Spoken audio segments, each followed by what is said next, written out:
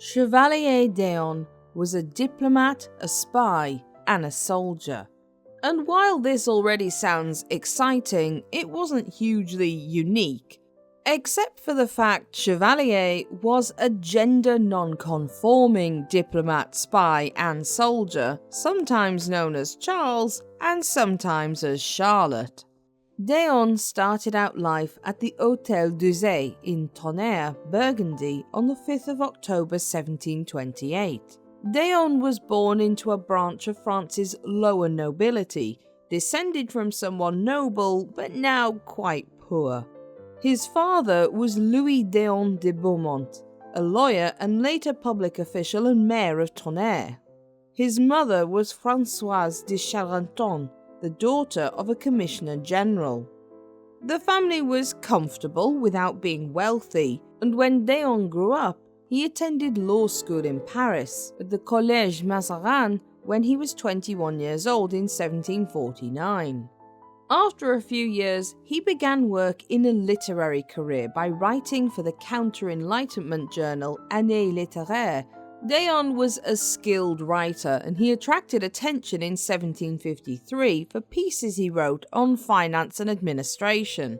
This may not sound particularly sexy or exciting, but soon after, d'Eon climbed up a series of jobs that brushed the edges of the royal circle, and was first hired as a secretary for Berthier de Sauvigny, intendant of Paris. Eventually, he became a royal censor under Guillaume Créton de Lamignon de Malesherbes in 1758, a job which meant d'Eon became one of the people who decided whether a manuscript would be allowed based on whether it needed censoring or not.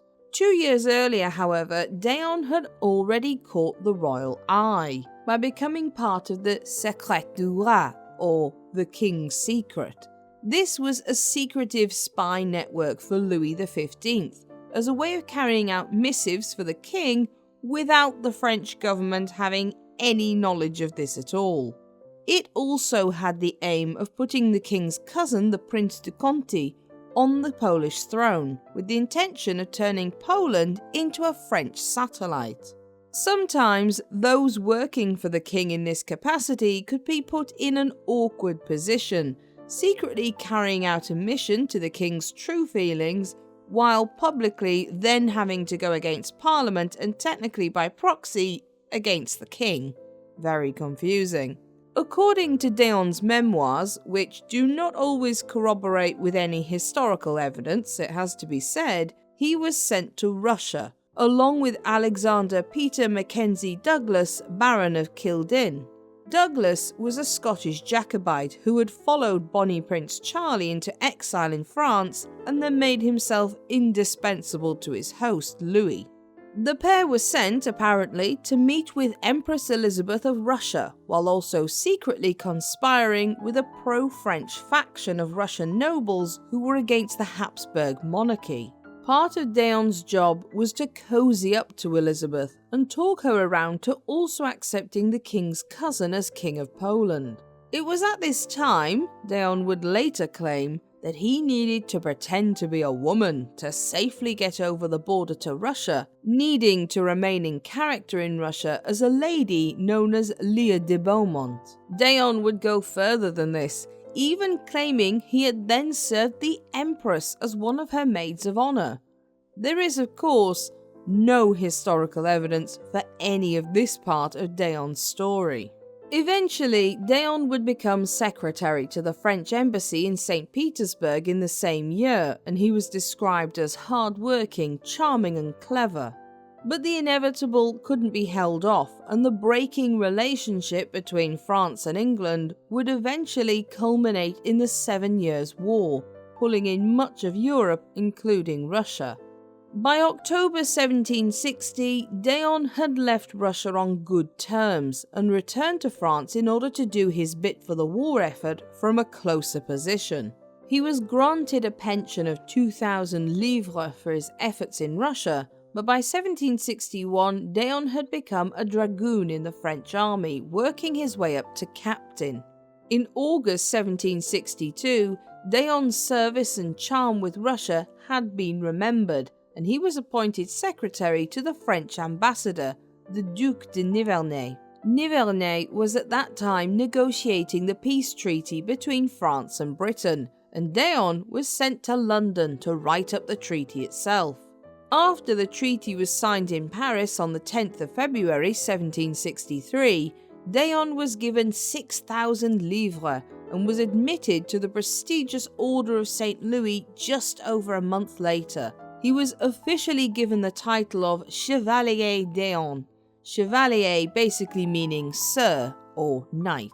With the peace treaty signed between the two countries, France now suffered the loss of her American colonies, had massive debts, and was desperate for revenge. When Nivernais returned to France in April, D'Eon stayed behind in London as a stand-in, becoming something of a spy for King Louis. The French king, somewhat bruised from his country's losses, had the clumsy idea of trying to invade Britain. The Secret du Roi had a new purpose, and in April 1763, D'Eon was named Minister Plenipotentiary with the status of an interim ambassador to the British court. D'Eon would be in a perfect position to make friends within the British Parliament, as well as check out the coastline for the perfect landing spot. However, yet again there were problems. D'Eon liked to drink expensive wine, and his government, already feeling the pressure of their finances being in the red, were not impressed when he imported crates of the stuff. He tried to defend this by pointing out he was getting some of the British nobility on side by giving them a few bottles, and there may have been some truth in this. But added to this was the fact that D'Eon wasn't really the ambassador, and he was due to be replaced within the year by the Comte de Guerchy, a man who wasn't well liked or respected, and D'Eon would be demoted to his secretary. This complicated matters even more than it seemed on the surface, as Guerchy was a supporter of the Duc de Choiseul and Madame du Pompadour, and their views were often the opposite of what D'Eon was supposed to achieve in his work with the Secret du Roi. And so, even though technically he was going to be under Guerchy, D'Eon's secret work would need to go over his superior's head. The situation was impossible, and D'Eon wrote long, angry letters to the king about this. In one letter, he even claimed Guerchy had tried to drug him. Just 6 months after first being given the job, D'Eon had made enough of a pain of himself that on the 4th of October 1763, he was removed from his post and told to come home to France by the 19th. Knowing that he could well be headed for prison as an inconvenient lower noble who was making too much fuss and knew too many secrets, D'Eon declined and remained in London. His pension of 2,000 livres was stopped, and Louis ordered D'Eon to be extradited to France. Taking any opportunity to annoy their French neighbours, the British Foreign Minister refused, stating that D'Eon was welcome to stay in Britain as a private citizen. This didn't stop several attempts by the French government to kidnap and arrest D'Eon, however, and he knew it was only a matter of time. Except he did have one massive trump card still up his sleeve. Considering how much D'Eon knew from his work in the Secret du Roi, he knew he could use this to make everyone cool off on arresting him. In March 1764, D'Eon published much of the secret correspondence about being called back to France and his diplomatic work under the title Lettres, Mémoires et Négociations Particulières de Chevalier D'Eon, or the Letters, Memoirs and Private Negotiations of the Chevalier D'Eon. The effect was explosive, and overnight D'Eon became a celebrity on the European political stage. He was the talk of everyone everywhere, from coffee houses and cafes to newspapers to households. It was a completely scandalous act, but the French government and Louis knew D'Eon had held back the really juicy stuff and became very cautious in dealing with him. D'Eon sued Guerchy for attempted murder, and Guerchy sued D'Eon for libel. The French government did nothing to help Guerchy, but equally, D'Eon provided no defence for libel either, and he was declared an outlaw criminal. However, he did secure the sympathy of the British public, and Guerchy was unfortunately victim to having stones thrown at him in public and at his house. And oddly enough, becoming a public enemy of the French Foreign Ministry made D'Eon an even better spy. In July 1766, Louis paid D'Eon 12,000 livres as an annual pension, possibly somewhere between a payoff to keep quiet and a payment for further spy work, but he drew the line at paying off D'Eon's massive 100,000 livres debt. D'Eon continued to pass across reports about British politics, but he kept hold of the king's letters. Although he was in service to Louis, due to his public image, D'Eon was unable to return home to France and lived in political exile in London. Sometime in the early 1770s, a strange rumour took hold surrounding D'Eon, that he was in fact a woman. This became such a strong rumour that betting parlours took money on the fact, and D'Eon had to leave his house with armed guards due to how many people wanted to see him naked. Understandably, he refused to strip to prove the gamblers either way. In May 1772, these rumours having reached France, a secretary connected to the Secret du Roi travelled to meet with D'Eon and investigate the truth of this.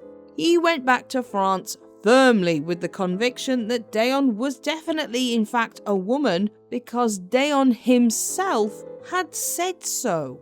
On the 10th of May 1774, Louis XV died and his ill-fated grandson became Louis XVI. Louis XVI had no intention of invading Britain or of having two foreign policies that contradicted each other, and so D'Eon became a difficult and embarrassing leftover from his grandfather's reign. It was clear that D'Eon had to be brought back home to France with the least fuss possible, and in a way that saved face for everyone. The writer Pierre de Beaumarchais was sent to represent the French government in negotiating D'Eon's return home and to get back all secret papers he currently held.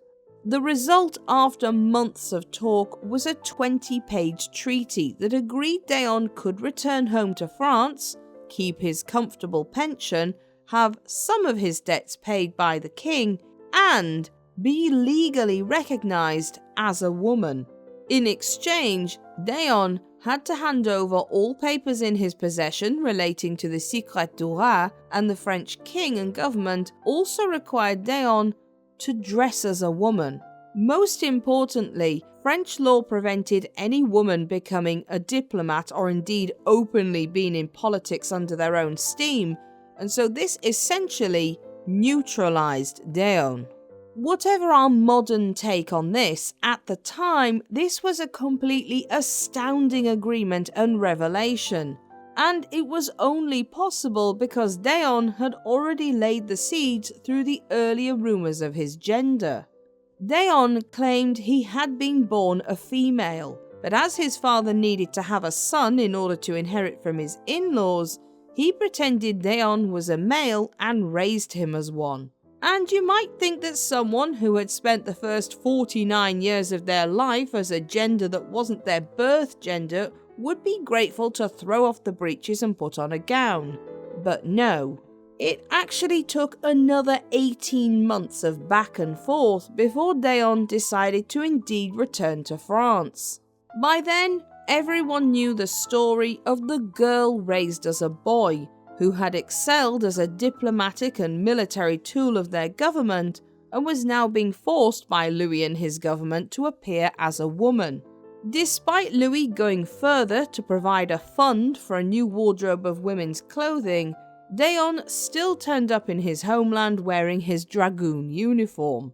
He was handed over to Rose Bertrand, who helped dress the queen herself, Marie Antoinette, and he supposedly said, "Truthfully, mademoiselle, I do not yet know what I need. I only know it is more difficult to equip a lady than a company of dragoons from head to foot. And whether Deon was truly a transgendered person who had been forced to live as the opposite sex, or was merely a con artist, why would they know how to dress themselves in the complicated garments of a lady? On the 21st of November 1777, Deon was reborn at a presentation at court as Mademoiselle la Chevalier Deon, after an elaborate ritual of powdered hair, makeup and expensive clothes. And this narrator is now going to do as commentators of the time did, switching from he to she to describe Deon. Not that contemporary commentators were very kind to poor Deon. One female courtier remarked, "She had nothing of our sex but the petticoats and the curls which suited her horribly." Deon at first seemed to struggle with settling into womanhood, but eventually did so by finding a sort of Amazonian version of that in herself. When the French became involved in the American War of Independence, Deon asked to be allowed to once again don her dragoon uniform and fight, but this was pushed aside. Deon was attempting to set herself up, and other strong women too by proxy, as a femme forte, as women such as Joan of Arc had been. Early feminists also singled out Deon, such as Mary Wollstonecraft, who argued that women like Deon proved all women were capable of many things thought impossible for them, provided they were given access to education. Eventually, Deon was forced into retirement on her family estate in Tonnerre. In 1779, she published her very embellished memoirs, in part of them becoming increasingly religious and introspective as the years went on. Deon wrote, "What I am writing is not for the feeble souls of this century. All that I know is that my transformation has made me into a new creature."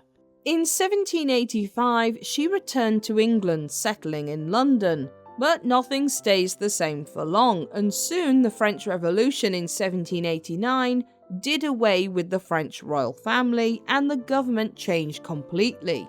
This meant the treaty involving Deon was now null and void. It meant she was left penniless with no pension and also homeless as her estate was seized by the rebels, but also that she could now dress as she pleased. Deon chose to remain in female attire. She also had to sell off the plate and jewels that were left after her family's estate had been seized. Deon made a meagre living doing public fencing bouts and tournaments while dressed in her female clothing and through selling her memoirs. In 1792, once again wanting to prove what she was capable of, Deon sent a letter to the fledgling French National Assembly, offering to lead an army of women against the Habsburgs. But just as Deon's previous offer of military service was rebuffed, so was this one. And in 1796, her fencing career ended when she was injured in a fencing tournament and forced to retire. Poverty meant she also had to share a flat with another woman, a widow named Mrs. Cole. By now a very elderly woman, Deon rarely left her bed, too ill to do so, and became a virtual shut-in. At the age of 81, bedridden and poverty-stricken, Deon died on the 21st of May 1810, and when her flatmate Mrs. Cole went to prepare her body for burial, she had something of a shock. Deon was in fact a biological male after all. Obviously, a surgeon was called in to do a post-mortem of Deon's body, and he also reported that she had male organs in every respect perfectly formed, but also reported she had surprisingly full breasts and roundness of limbs. Her obituary a few days later stated she had been a political character of some note and that she had questionable gender, which, considering Deon had lived as a woman for 33 years and expressed happiness at the change, she probably wouldn't have wanted to be remembered this way. Deon was buried at St. Pancras Old Church, and her remaining possessions were sold off by Christie's auction house a few years later in 1813. Throughout the 19th century, Deon would come under criticism, but in the 20th century, she came to be regarded as an important figure for her apparent transgenderism. And it is very careful that we look at Deon's life through the lens of her time, not our modern 21st century one. It can be very tempting to see Deon as Britain's first openly transvestite male, as she has been described, but the truth is more complex than that. While it seems very likely that on some level Deon certainly thought of herself as female for the last 33 years of her life, that's no guarantee she thought of herself that way for the previous 49. We don't know the real motivation behind her shift from one gender to another, and unlike many societies today that happily accept people in any clothes and as who they are, Deon did not live in such a time. Due to her political position, it's also very easy and understandable how she used becoming a woman as a way to protect herself. Neutralizing Deon's position politically was also beneficial for her, as it exonerated her in a way being male would not. Having said all this, Deon also had a point where she could have returned to wearing male clothing and being considered a man, and she chose not to. No one spends 33 years of their life as a woman by choice in an era where women were second-class citizens unless they believed in some way that they were female. And Deon also used her position to argue for women's rights, entering into discussions with noted female authors and feminists of the time, happy to point out that a woman was able to do anything a man could if given the chance. She amassed one of the largest collections of books in Europe on the writings of virtuous women in history and feminism, something which led to her believing women were the more virtuous sex. This in turn, against the hyper-masculine backbiting of politics, no doubt converged for Deon to feel she could transform into a female and morally become something better. Deon herself stated in her memoirs that she underwent a conversion from bad boy to good girl. Had Deon truly thought of herself as merely a man in a dress, it's not likely she would have felt so strongly on this point. It's probably best if we take Deon as we find them, a person fluid with their gender. In many ways, it is unimportant whether Deon was a biological male or female and whether that mattered depending on how she saw herself. What is important is the way in which she contributed to philosophy in 18th century society, about whether gender was fluid or fixed, and where someone might place themselves within that. Was Deon a con artist? Were they really a woman trapped in a male body, trapped in the 18th century? Was Deon simply a victim of the politics and masculinity of their time? Perhaps all three of these statements could be true at the same time. If you enjoyed this video, don't forget to like and subscribe so you don't miss any new documentaries.